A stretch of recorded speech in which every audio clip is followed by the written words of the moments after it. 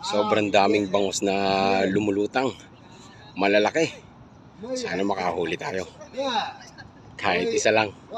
Solve na tayo niyan. Ayun oh, kita nyo, gumagalaw. Grabe.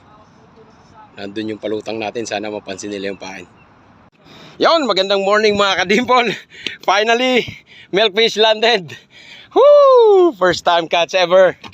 Yon.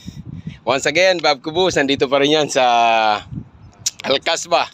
So, nakuha rin natin sa tiyaga. Hay, Abdu!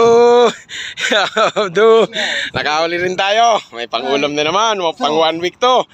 Woo!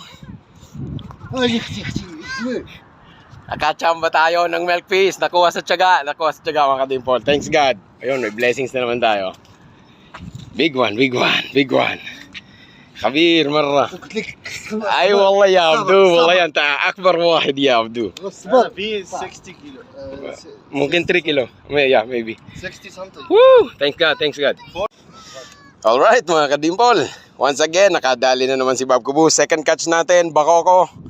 So ayun, thanks God, another blessings. Nandito pa rin tayo sa Al-Kasbah. Yun. So big shoutout nga pala sa lahat ng mga tropa natin dyan na nagpapa-shoutout. Comment kayo sa baba and comment din kayo mga kadimpol kung saan na naman nakarating ang ating video na ito. So maraming salamat. Thanks God. It's a blessings again. So ayun, may mga kasama tayo rito. Shoutout ka pre, kung saan ta? Oy, shoutout sa taga Cebu. Ayun. Shoutout sa taga Pangasinan dyan. Ayun. Yun, shoutout din nga pala. Naputol namin, hindi na kayo. Shoutout din nga pala sa tropa kong taga Kalasyaw kay Eugene Karcha. Big shoutout sa'yo pre. Ayun na. Nakahuli tayo.